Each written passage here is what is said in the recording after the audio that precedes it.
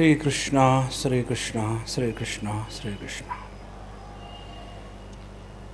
Gurur Brahma, Gurur Vishnu, Gurur Devo Maheshwaraha, Guru Sakshat Parabrahma, Tasmai Shri Gurave Namaha, Tasmai Shri Gurave Namaha. There is something called as karma. Then there is something called as law of karma. Then there is something called as Karmayoga. These three things are to be clearly understood. Karma means what? Action associated with a sense of doership is called as karma. Like, we shave, that is called as karma. But when the beard grows, that is not called as karma. Whether we want or we don't want, it grows. So, first is karma, where action is associated with doership. And if I become the doer of any action, it is natural that I am bound to get the results of those actions. This is what the advocates and the liars do. Somebody just now introduced me to somebody as an advocate. Actually, he is a liar, but called a dignified way as advocate. You know what these lawyers they do? They try to prove that my client is not the doer of this particular action, and therefore he is not qualified to receive the punishment for this action. This is their foundation. And when the client goes to the lawyer, what for he goes? To tell him, see, I have committed a crime, hang me. No. He goes and tells, hey, look here, I have done this thing. Now you protect me. There was one client who has done a crime and went to the lawyer. And it was a difficult case that he has to be hanged. He has committed a series of murders and all that. So the lawyer said, okay, don't worry. You simply do what I tell. Everything will be all right. And then he was questioned in the court of law. Did you commit this crime? Tang, tang. This was the reply. Are you in senses what I am talking to you? Did you commit this crime? Tang, tang. Anything you ask him, reply is tang, tang. And then the lawyer said, my client is mad. He doesn't know what he's doing. He's insane. Like there are Tansen, Kansen, and third is insane. He's insane. He doesn't know what he's doing. And therefore, under these conditions, he cannot be considered as a criminal. At the most, he can be admitted to the mental hospital. That's it. And he was saved. And when they came back to the lawyer's cabin, now the lawyer said, look here, I have protected you. Now, you must be happy. He kept quiet. He didn't say a word. He said, anyway, now, kindly, this is my bill. 500,000 rupees, please pay. Tang, tang. The same thing. So what is the basic principle? We all know, if I am the doer of an action, I am qualified for receiving the result of those actions. Now this is the basic rule. And this rule all of us accept. Like today somebody is a doctor, he has not become doctor by accident. I got up in the morning and suddenly I started feeling that I am a doctor. No, it doesn't happen. He has gone through a discipline of dissecting the dead bodies so that he can make the live bodies dead later. This is how he has gone through. Is it not? Now, if this law of karma is understood, what will be the impact of that law of karma in our knowledge? The other day, somebody spoke to me. Swamiji, I know everything.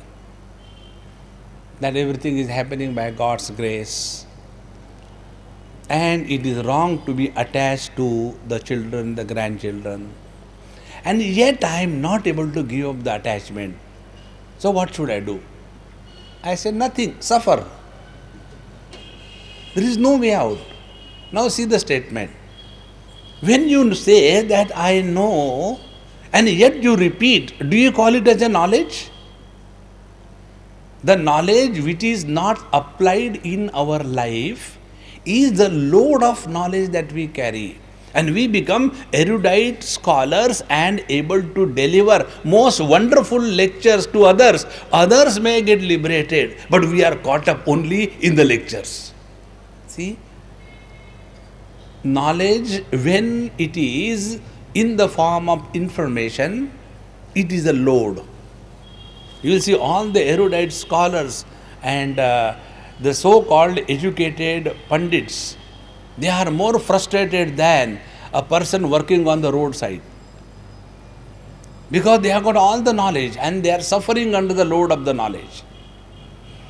Now when the same knowledge is digested and converted into experience, that digested knowledge is called as wisdom.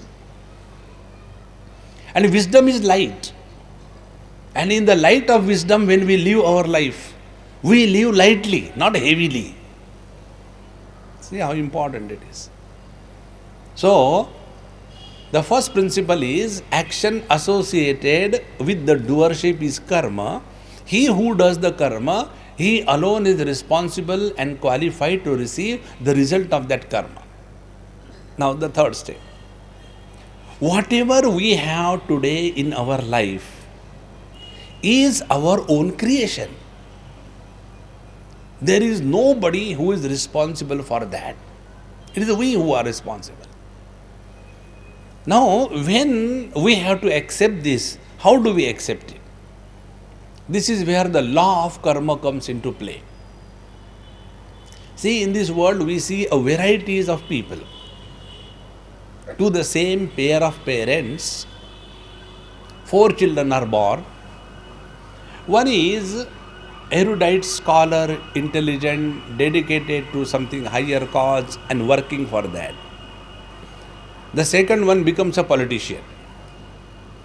The third one goes into industry or the trading. And the fourth one becomes a government servant. Now these 4 types of children born out of the same pair of parents, what is that because of which they are so different? What is the reason behind the variation that we observe in this world?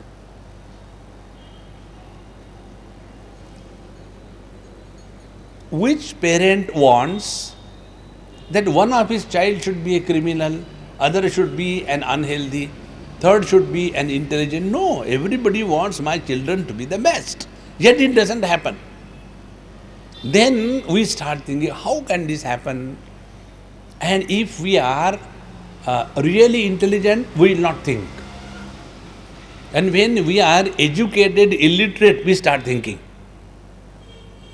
All the problems of our life begin because of thinking. Don't you think? Miserable you are not. More you think, miserable you are. So we start thinking, Swamiji, why me? One lady came and asked me this question, Swamiji, but why me? I said, Amma, why not you? Why me has no answer. So, we want to know what is the reason there is so much of variation. Now, our scriptures tell it is only because whatever we have done in our past life is being worked out in the present life. Be very attentive. This law of karma breaks the barrier of our limited existence defined by our present birth and our present death. This barrier is broken. And then we start accepting our existence beyond our birth, and we start accepting our existence beyond our death. And this becomes logically very perfect. If somebody's health is not good and the other person's health is good, what is the reason?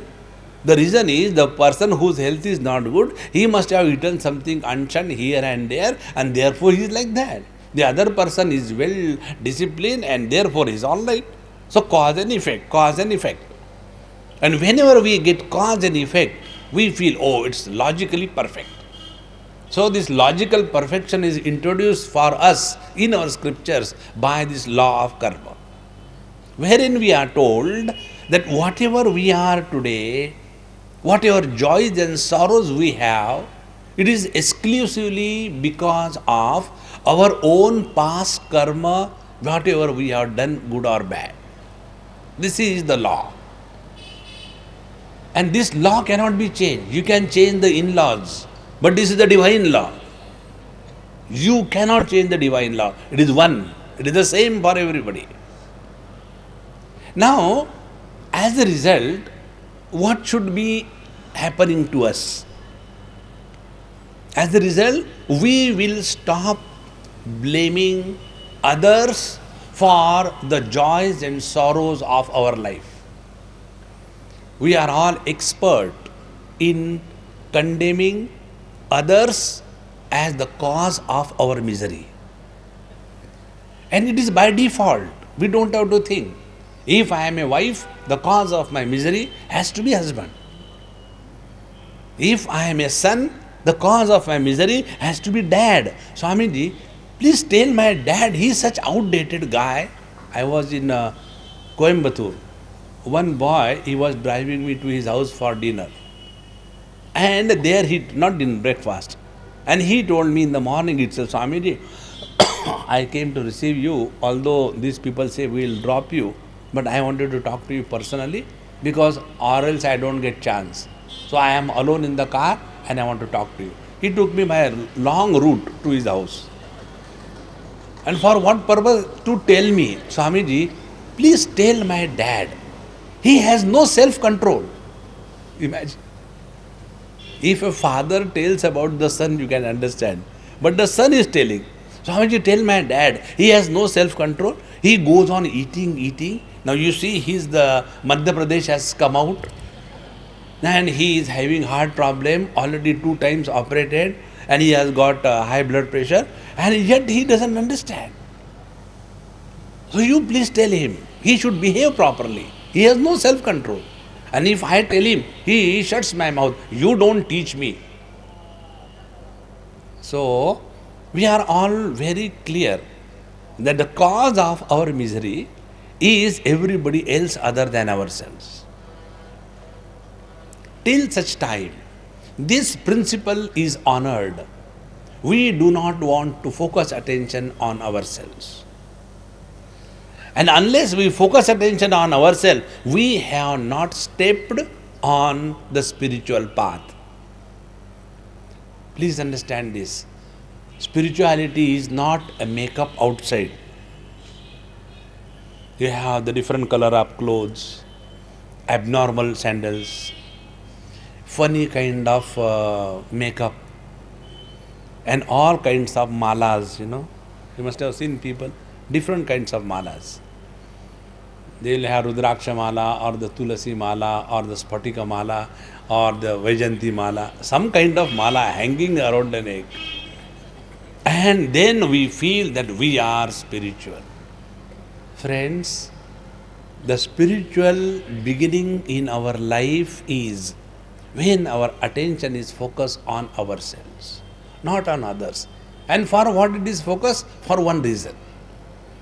That if there is an emergency to operate and improve upon, it is we, not the world. Those who want to improve the world and change the world, they are social workers. And those who want to change themselves and grow, they are the spiritual seekers. And for establishing in this knowledge, the law of karma helps us. And what the law of karma tells us? All our karmas are divided into two categories. One is sinful actions and second is meritorious actions. And there are only two types of results in our life. The meritorious karmas give the result of happiness and the sinful karmas give the result of sorrows. So what we get in our life is not the wife, the husband, the property, the business, the prosperity, the name, the fame, the success. No. That is not the result of karma. The result of karma is only two, joy and sorrows. There are people who have got all the riches and they are very happy. And there are people who have got all the riches and they are very miserable. Similarly, there are people who have nothing and they are still happy. And there are people who have nothing and they are miserable.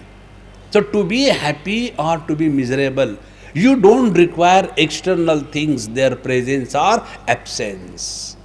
And all our life is calculated, evaluated on the basis of how much percentage of life gives us the experience of joy and happiness and what percentage of life gives us miseries and frustration.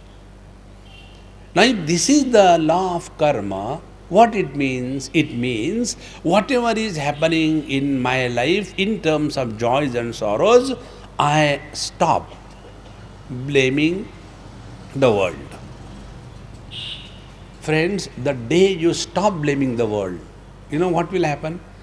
You will start accepting the world as it is. So if you are a wife, you will never want your husband to improve. Don't condemn your husband. Swami, he is very stupid, He doesn't understand. Yes, he is stupid, or else he will never marry you. See? There is no doubt about it. So what we have to do? Accept as he or she is and pull on, that's it. Don't get lost into these arguments and logics. No husband, if he is yours, is good. There is no species called as good husband. Other people's husbands are good. Your husband will always be horrible. This is the manufacturer's defect. You can't change. Now what is the result? Result will be you will not unnecessarily react in this world. Now second thing. If I have accepted whatever is there, it is because of my own creation. Therefore, now be attentive.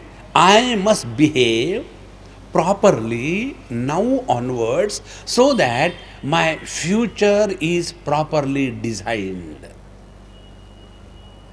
See? I go to the contractor and give him the blueprint. Construct my house according to this blueprint. And he constructed. And I go to see. And I become angry with him. Is this the way? Bathroom 60 by 40. Drawing room 6 by 3. Is this the way to construct the house? So the contractor is very cool. He said, sir, take your blueprint and take the measurements and see. Whatever is the blueprint given, according to that, we have constructed. In the same manner, when we live in this present life, our lifestyle is creating our blueprint for the next life. This is where the principle of dharma comes in. Now see the result. When I stop blaming others for my miseries, I become responsible. to myself and to others. And when I know that my present life is going to design my next life, what will happen? I will start living properly in a decent manner. Now, when this thing starts happening in one's life, we have taken the law of karma in a creative manner. Now, one step further. When this is the way we understand the law of karma, what it means? It means it takes us beyond the limitations of the present life. So I existed before this body was born, I exist in this body, and when the body dies, I continue to exist in another body, and thus I am someone other than the body. See? This is one of the most important and daring steps to be happy in life. If you want to be happy in life, you have to accept this step. Then how do we look at our life? It is just a transition. See? Like I come to your Ahmedabad, go to AMA and stay with my Niru Amma. So when I go there, I know I am here for 3 days, 4 days, 5 days. I am very clear about it. So what do?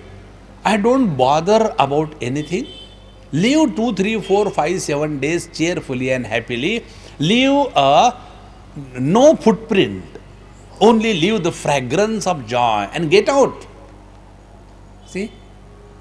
If this becomes our attitude while living in this world, we have understood that the law of karma is operating on us in a creative manner.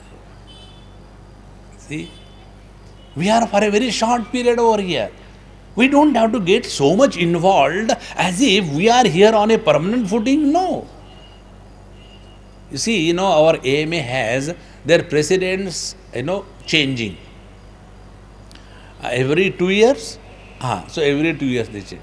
So when they come over there, they are clear about it, that this is the period I have got. And during this period, I must do something great, creative, and get out. Not hold on to, like they hold on to their own business. As the president of the AMA, they are very successful and happy. But when it comes to their performance in their own business, they become problem for their own business. Why? Because of holding on, as if this is eternal thing. Think, friends. So this law of karma gives us a logical explanation why we should not get involved in this world beyond requirement. Don't get involved. Now, if this is true with us, it is true with everyone. You know what happens in our life?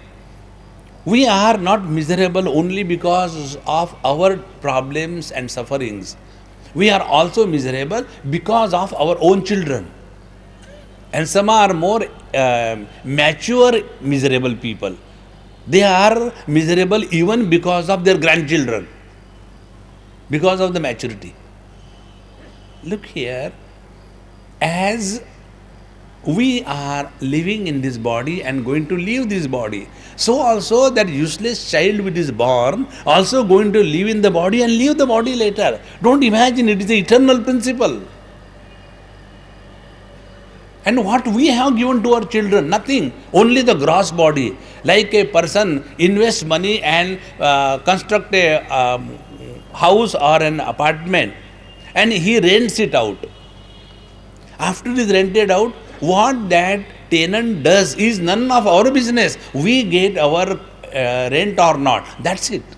In the same manner, what we do to our children is only provide the rental place. And he comes in his suitcase with all the impressions of the past life and lives through and also gets out. And this is eternal principle going on. Yet we imagine that this is a place which is going to be all the time like this.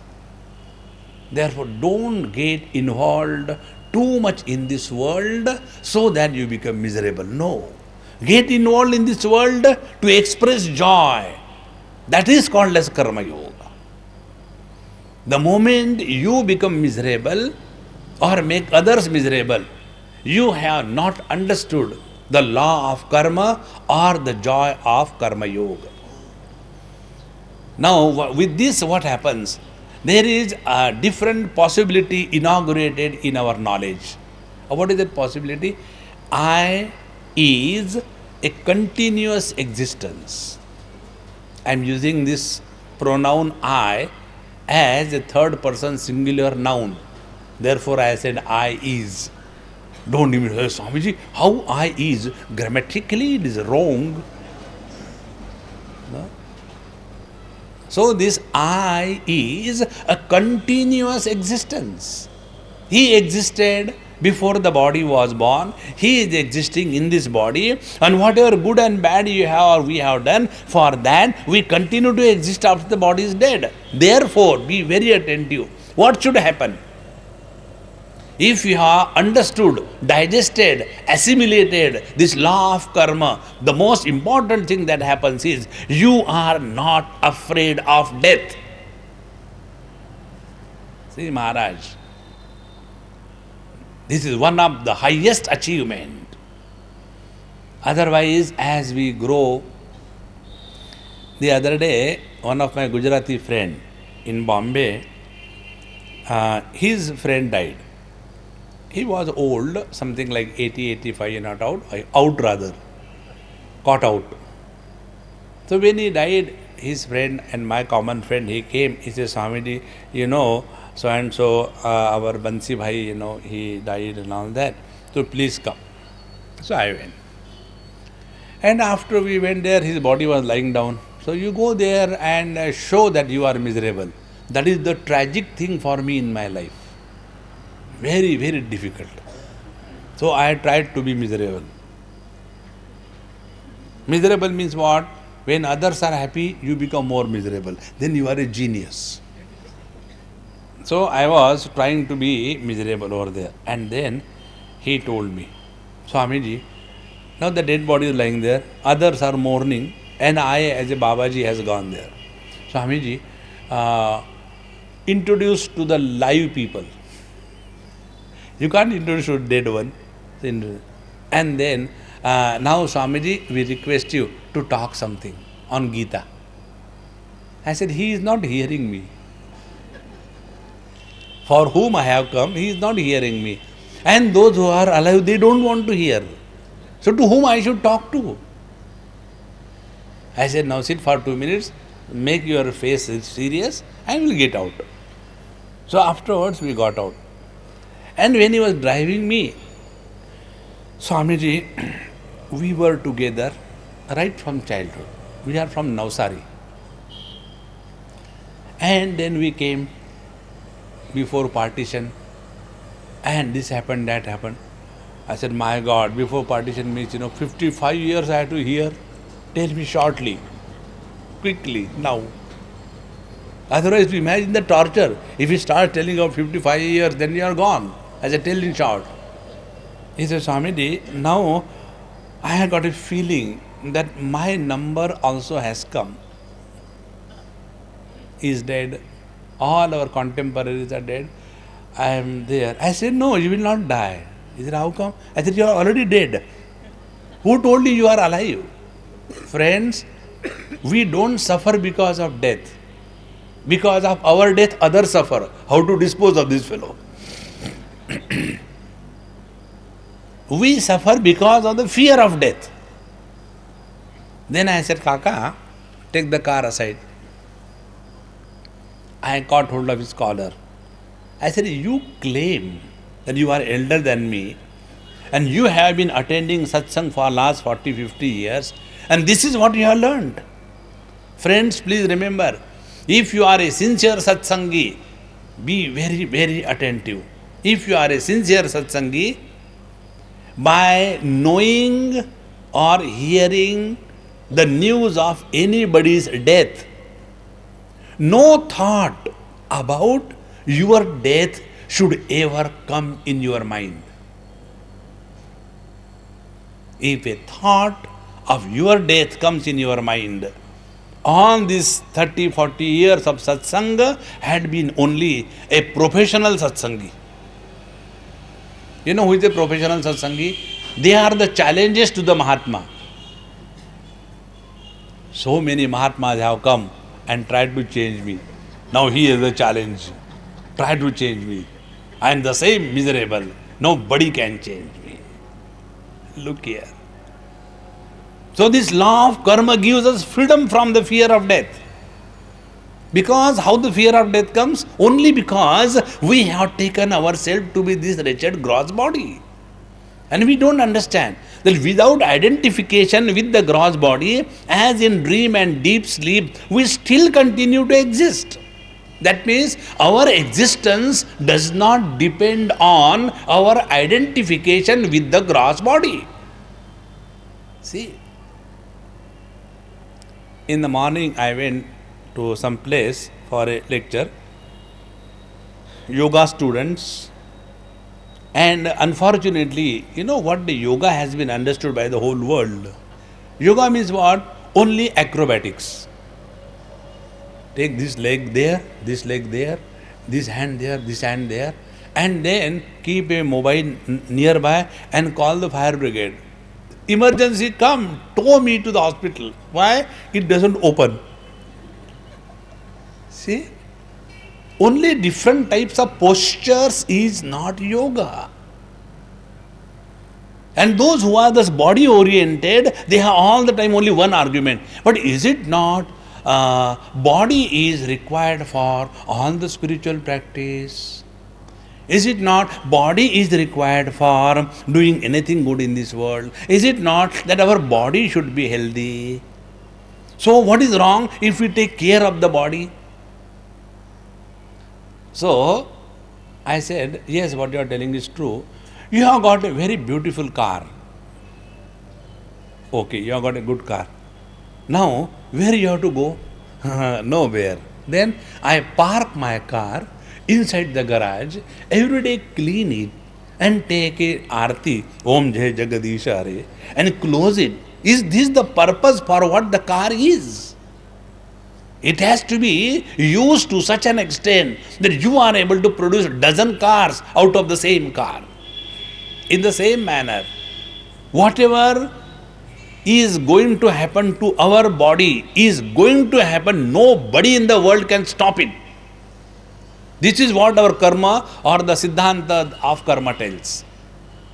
Friends, what food your body is going to get, what diseases your body is going to get, and how your body is going to be destroyed, it is already written on a software because of which your hardware is functioning. And that software is unique. It cannot be copied in other computer. It is copy proof. And the name of the software is Prarabdha software. Yoga Sutra has a clear understanding about it. Jati, Ayuhu, Bhogaha. These three things. What is the type of birth we are going to have? What is the type of experiences we are going to have? And what is the type of longevity we are going to have? Nobody can change it. And the question is, live long for what? Instead of adding the number of years to your life, add life to every year that you are living. That is important. That is Karmayoga. See? You know, one of the problems why the population has increased so much, the other day somebody was telling me, Swamiji, in your lecture, you please, emphasize about this population and we have to do something. People listen to you. I said, okay, I'll talk. And I started talking. I said, the population of the world and India is increasing not because more children are born, but more old people are refusing to die. That is the reason. It's not, you will see today, hum do, hamara adha adha. Not even one per father or the mother. So, what will we do by a long life? That is important. Therefore, our attention has to be, we get out of this body oriented lifestyle and think of something higher. Friends, the human birth is a perfection attained as regard the physical structure is concerned. In our Bhagavad Shastra it is told, the plants eat from below, grow above. The animals eat from the front and grow backward. Human beings eat from above and grow downwards. So see the circle, eating from below, growing up, eating from the front, growing backward, eating from above, growing downward. Now what is the next one? Eating from backward and growing forward? No. As regard the nature's evolution is concerned, we have attained perfection. Now the further growth is possible only on the spiritual plane, not on any other plane. And that is the reason why the animals have no religion, no dharma. They do not have sin and merit. The sin and merit is possible only for the human beings. The other day I was seeing this Discovery Channel. There was a small girl sitting with me, and the tiger was chasing one deer or one cow or something, wild animal, and finally bounced. The moment bounced, naturally the girl closed her eyes, put her head in my lap. Swamiji, Swamiji, Swamiji, stop that. I said, okay, I stopped that. Really stop? I said, yes, I stopped really. She saw, yes, TV stopped. Then she said, Swamiji, this tiger must be doing such terrible sin. He will go to hell. I said, look here, beta. Animals never create sin or merit. Very important. When our teeth fall, it is a sin or a merit. When our hair fall, it is a sin or a merit. When we have got a constipation, it is a sin or a merit. When we lose our hearing, it is a sin or a merit? No, it's a joy for others. So, all that happens in nature does not create sin or merit. But when all the modifications are associated with the sense of doership, then only an individuality is born, and because of the individuality, sin and merit is created, and because of that, we suffer in life. So after having come to the highest on the scale of evolution as human being, the only possibility is now we must focus our attention for something higher. Otherwise, the four things, ahara, nidra, bhaya, maithunam, four things. Eating, sense of fear or insecurity, nidra, sleeping, even in the lecture, and maithunam, procreation. These four things are common between human beings and animals. If this is all what we have done in our life, God will correct his mistake. He will say, I know I am wrong. I should not have put him into the human form. I think there was some, computer crash. Data was manipulated, therefore I made a human being, therefore it is his not fault, it is my fault. Next life he will take us out of the human body and put it into a pig's body. Eat, oh eat, sleep, oh sleep, procreate, oh procreate. Nothing else. So this law of karma inaugurates a new dimension of our life. That we are in this world on a scale of evolution. And if you really want to stop becoming old, I'll tell you one technique. it is not a beauty parlor technique. You know, one technique is beauty parlor technique by which you continue to appear young. In Bombay, there is one beauty parlor, and when I go, I see that.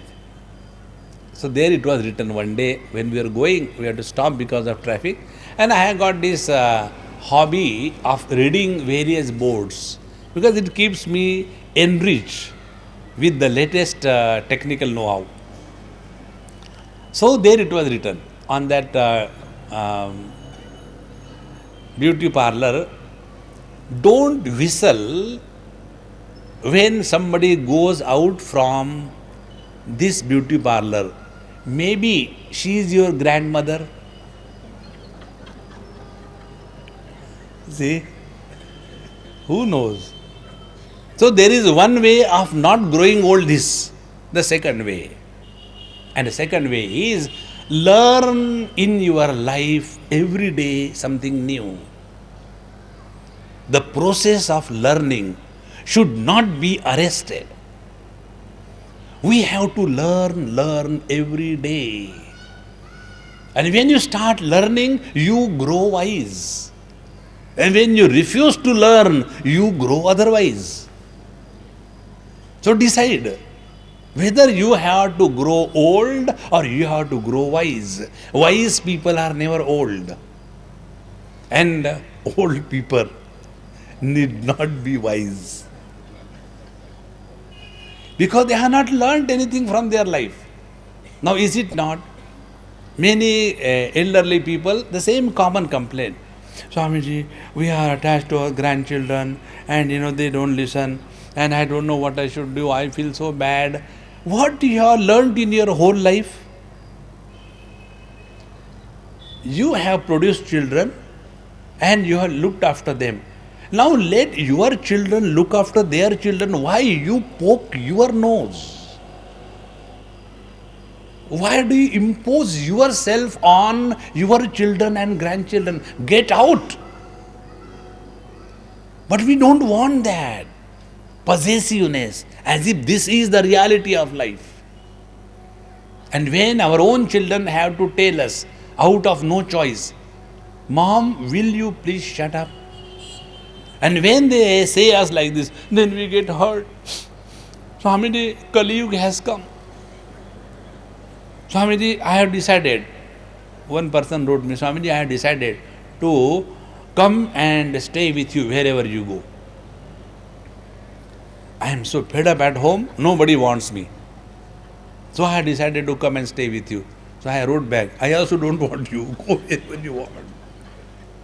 See? Why this happens? Only because we are not learning from our life. Friends, please remember, we all are in this world like we go to the school or the college. Suppose I am teaching you physics and you are all my students and I am telling you the law of light, how the light travels, what is the speed, what are the different operations. When I am teaching you that time where will be your attention on your learning or suddenly asking me, sir, that student has not understood. Will you ever say? When you are in a classroom, your concern is whether you are learning or not. This universe is a university. And here we are all to learn every day. And friends, those who do not want to learn, those who refuse to learn from their own life's experiences, even God will fail to teach them. And for that is this law of karma.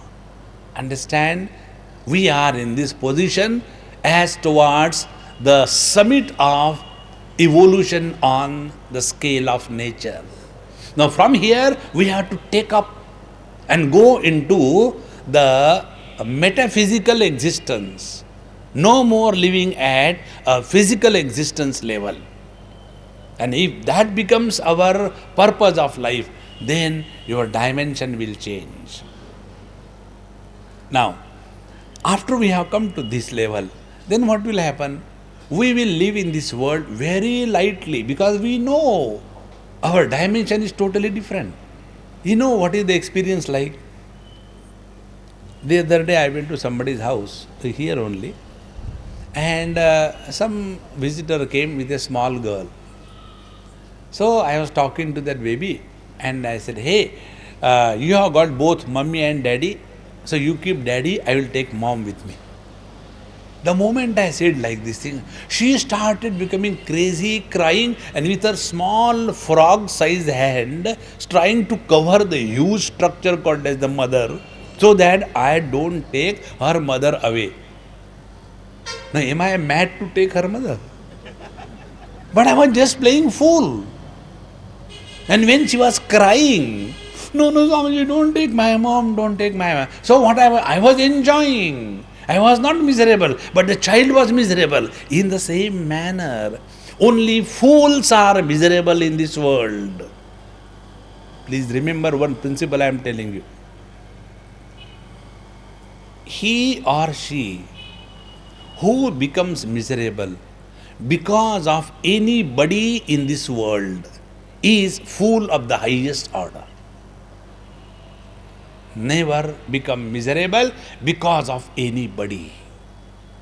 If you become miserable for somebody, then you will be creative.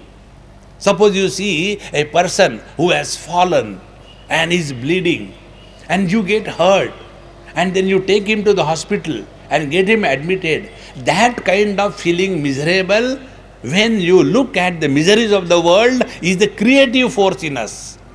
But when we become miserable because of the mother-in-law or father-in-law or the husband or the wife, we are fools. Please understand this.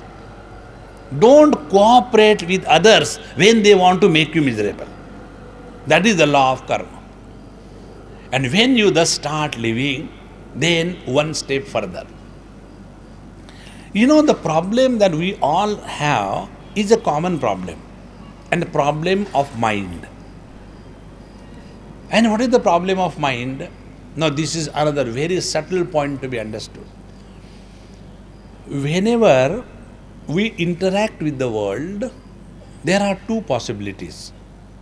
Either we create an impression on our mind, or we create wisdom out of that interaction. For example, I don't like dhokla. Not for example, I really don't like. I got one SMS. I don't know if I told you. Maybe Maninagar people may not be knowing.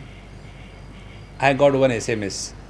One Gujarati boy lover tells his Gujarati girlfriend, honey, मेरे कान में कुछ नरम नरम, गरम गरम, खट्टा खट्टा, नमकीन, मीठा मीठा, बोलो ना. So she takes his ear near and says, dhokla. Isn't it? What else it could be? So, I don't like dhokla. Good. Whenever dhokla will come in front of me, what will happen? I react. Why these people bring only this? In Gujarat, there is no other misery. Only one kind. I tell you why I don't like dhokla. First of all, I don't like it. And subsequently, it was strengthened. Once I was coming from Dwarka to Ahmedabad, summer time. It was very hot. And we had to stop our bus somewhere. We are about 30-25 people. And it was so hot. In front of us, there was one truck. One Sardarji and his that attendant was a Gujarati. A very good combination. And that Sardarji driver was telling that fellow, hey, get that thing, get that spanner or something like that. And this Gujju not understanding. Because it was so hot, this driver Sardarji got angry and he abused him. Arey dhokle, wo liya. From that day I had decided I am not going.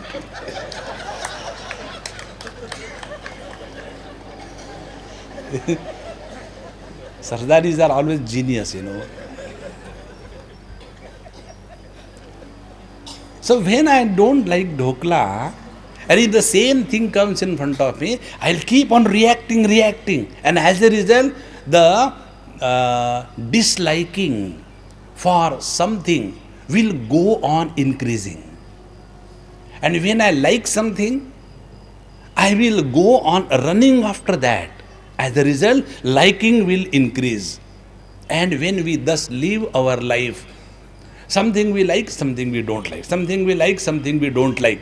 As our age grows, our personal likes and dislikes become so strong, thereafter we don't live our life with reason and understanding. We live our life under the influence of personal likes and dislikes. And friends, likes and dislikes have no logic, no reason. Sometimes you give the children, take a cup of milk. I don't like milk. Give me coffee. Say, how come you are? No, I don't like milk. I want coffee. Now, what is the logic you don't like? I don't like. For liking and disliking, there is no logic, no reason. First. Second thing, our total life is an expression of personal likes and dislikes. And therefore, our life is most unreasonably lived. And we consider ourselves to be, we are leading our life most reasonably. No. The real reason of life is live, not because you like something or you don't like something. You live because you are ought to do something or not to do something. The result will be, when you take this principle, then your heart will be slowly purified of the likes and dislikes. And when your heart is free from the likes and dislikes, the result is you are able to look at the world without any biasness. When you look at the world without any biasness, then alone your perception is perfect. And when your perception is perfect, your interaction will be perfect. When your interaction is perfect, your experience of the world will be perfect. And when your experience is perfect, your life will be perfect. So how all this started? Only from your own mind. Whether we are supporting and nurturing the personal likes and dislikes, or we are working to rise above the personal likes and dislikes, that is what determines whether we have understood the law of karma and the Karmayoga. So what the Karmayoga does? Karmayoga does, we have to do what we have to do without any choice. Very simple. But I don't like. Who cares? We are not asking whether you like or you don't like. And because of this, the other day, I was in somebody's house and there was one girl. This happened in Bombay, a very good friend of mine. And we were going in a lift on 21st floor. And that my friend, his daughter and me, three of us were in the lift. And his daughter is so beautiful, so sweet, so well built and grown up. I said, hey, shadi kara do. Don't delay. When I said like this, immediately in the lift, he hugged me. He said, Swamiji, you are the first person who has said the words of my choice. I said, kya ho gaya?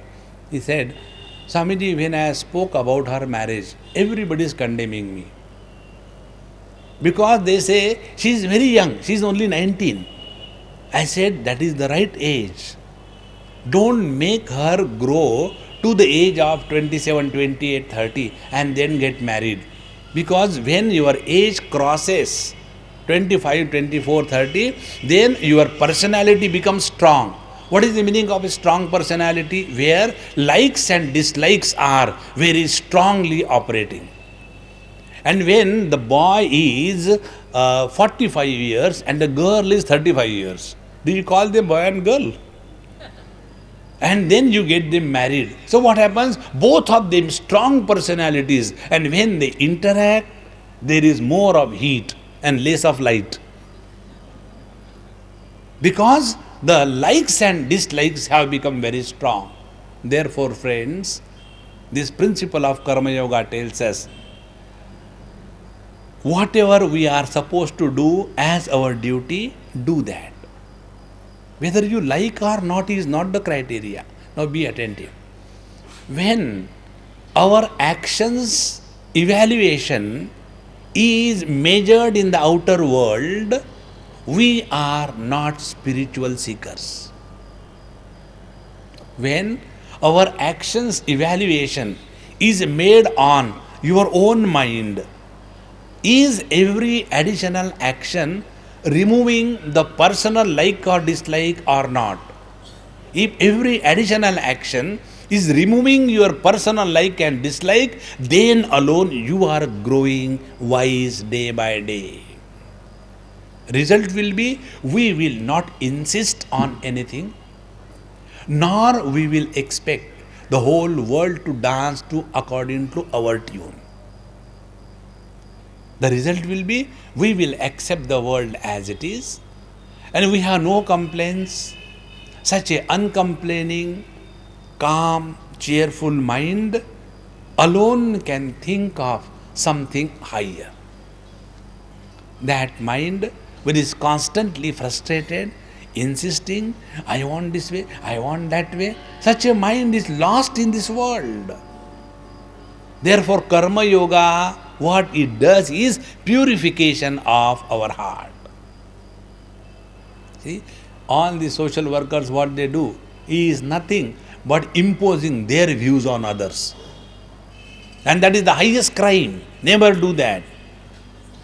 The other day, somebody told me, Swamiji, why don't you tell the youngsters that they should chant Bhagavad Gita every day, they should do some meditation, spirituality and all that. I said, I am telling you, are you listening? When you don't listen, how others will listen? And the thing is, why bother them? They are happy, let them be happy. Don't make them miserable. But what we imagine, if I am old man in the house, whole night I never sleep, therefore getting up early in the morning is never a problem for me. And the youngsters are nicely snoring away in the Brahma Muhurta. You know, Brahma Muhurta is the time when even the sleep is very good.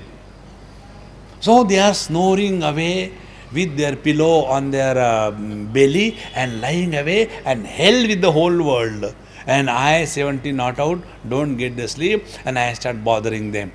Today's children are useless. They don't get up in the morning. Early to bed and early to rise is the way to be healthy, wealthy and wise. How much I tell them, but they don't listen to me. In this house, everything, morning you begin with a wrong note. Why don't you allow them to sleep? If you want to get up, go for a walk from here to Sabarmati. And may not come back, we don't mind. Don't impose your view on others. Then you will see your mind will start becoming purer and purer. Friends, whenever we insist for anything, our personal likes and dislikes become strong. And these personal likes and dislikes alone are the cause of misery. See, one example I'll tell you. Many times you must have seen, there are many Babajis like us. They are excessively disciplinarians. And when the people come for satsang, they are kind of a terror. They are very good orators. Intentions are very good, but they are terror. And if somebody comes little late, or if somebody goes halfway, they will bombard and shout. What is that? We have to teach discipline to the people.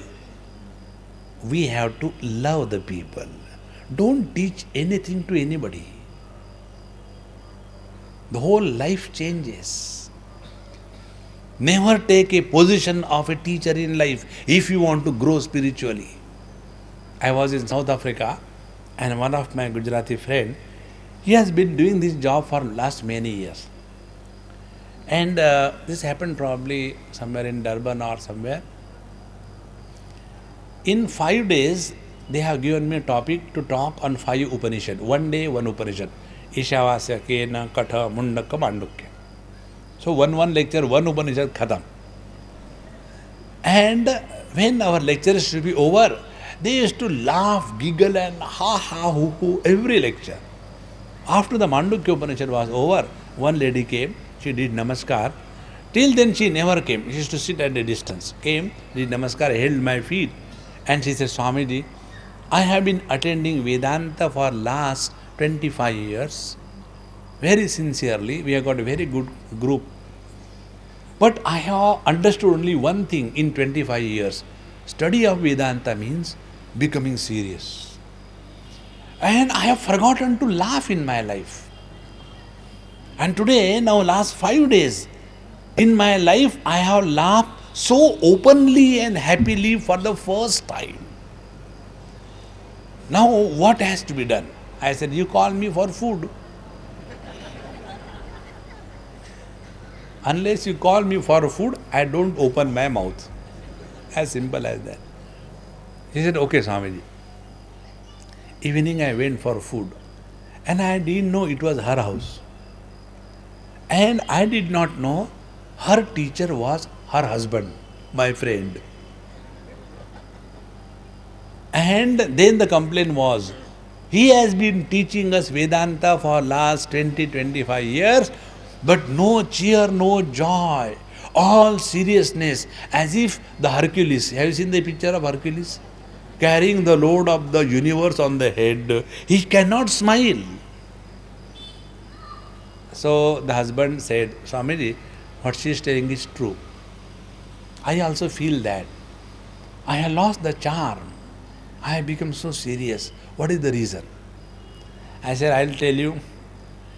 If you don't mind, I'll tell you the truth. If you mind, I'll tell you the lie. I am expert in both. He said, for a change, tell the truth. I said, all right. So I told him. I said, you know what is the problem with you? Problem with you is, you have taken a position of a teacher. Never be a teacher in your life to anybody.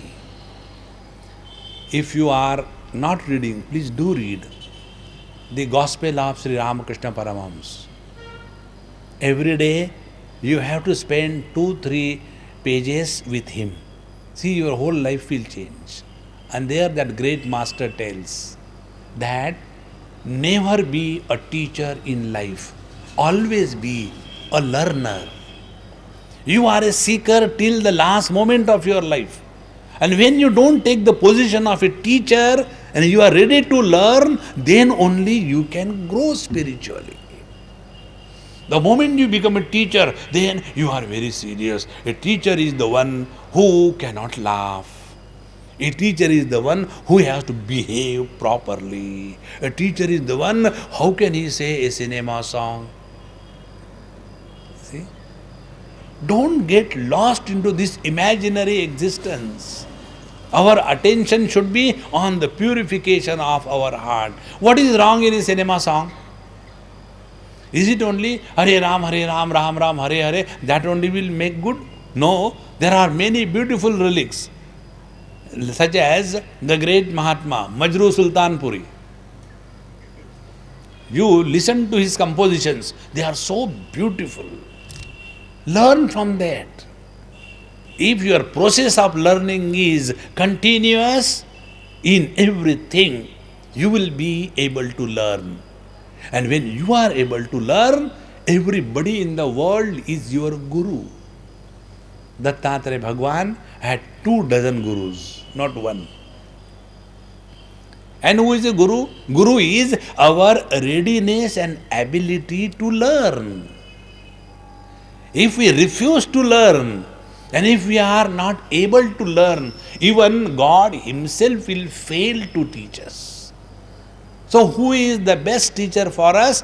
Our own life's experiences. So what I was telling you was this. When we interact with the world, there are two possibilities. Either we gather the impressions in terms of like and dislike, or we learn from the experiences of our life. When you learn from the experiences of your life, you don't gather impressions on the mind.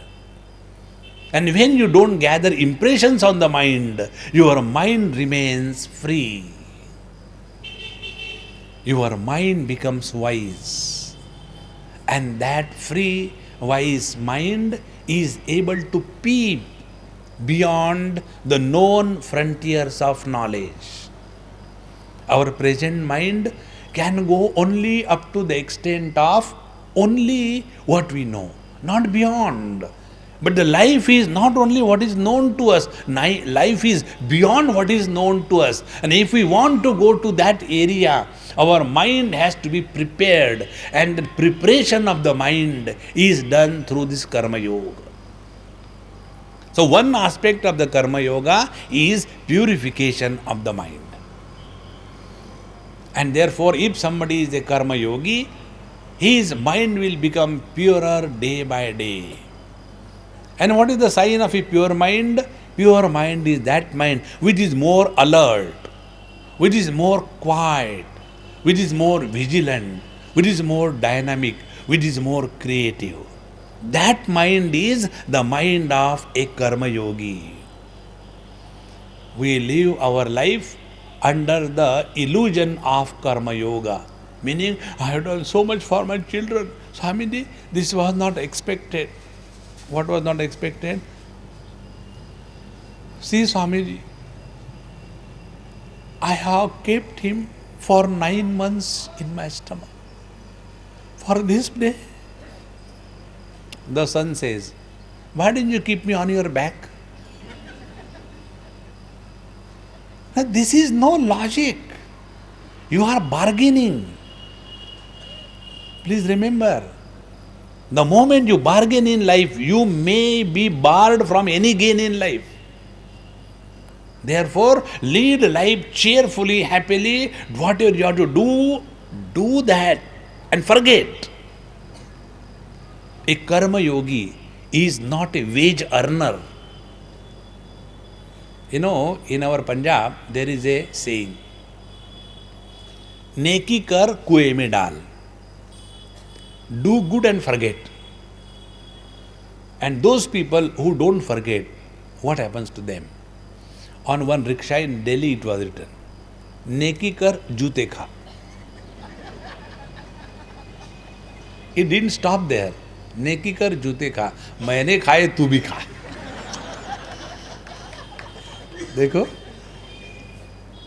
that is not Karma Yoga. Karma Yoga is the goodness comes out of you like the fragrance comes out of the flower. Yes, real. Then only that is goodness. The goodness which comes as a struggle is only an acting. It is not the inherent goodness.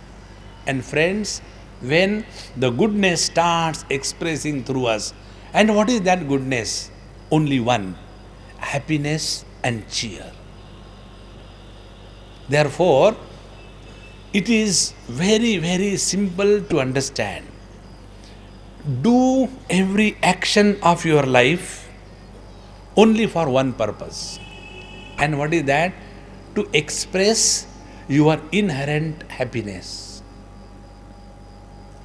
If I am talking to you as a joy that I have inside, I am enjoying at this very moment. And if I imagine after my talk is over, then all of you will stand and give me a standing ovation. Swamiji, you did very well. And you will not do it because I have not done very well. And then I will come down and you will think, thank God his lecture is over, and start going.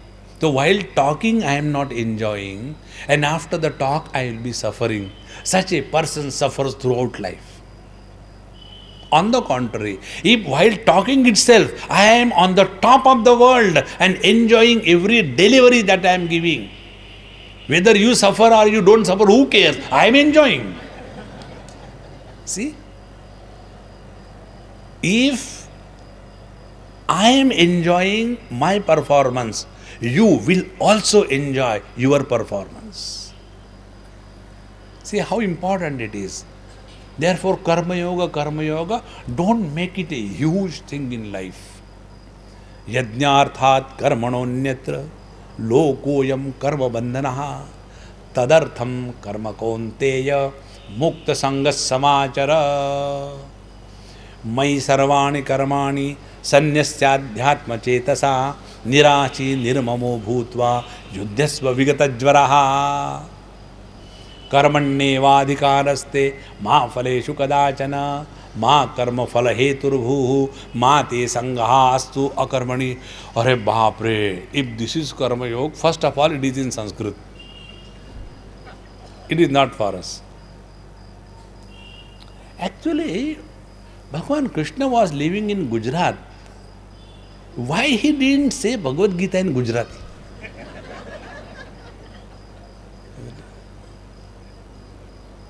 I tell you, don't get lost into these things. Make life simple. Karma yoga means don't do anything in this world to get happiness from the world. Whatever you do, let your happiness be distributed in the world. You can distribute happiness if you have discovered happiness. If in my pocket there is no money, as there is no money, I cannot give you. If in my pocket there is chana, then I can give you only chana. In the same manner, if I have discovered my inherent happiness, then alone I can distribute to all of you. Therefore, real meaning of Karma Yoga is only this. Let every small little thing you do it cheerfully, do it happily, and discover joy in that. Then Karma Yoga becomes the fountain of inner joy and outer peace. This is very simple. And by this, when you grow in your life, you will remain absolutely light and lead every moment cheerfully and happily. Om Purnamadaha Purnamidam Purnat Purnamudachyate Purnasya Purnamadaya Purnamevavashishyate. Om Shanti Shanti Shanti Harihi Om Shri Guru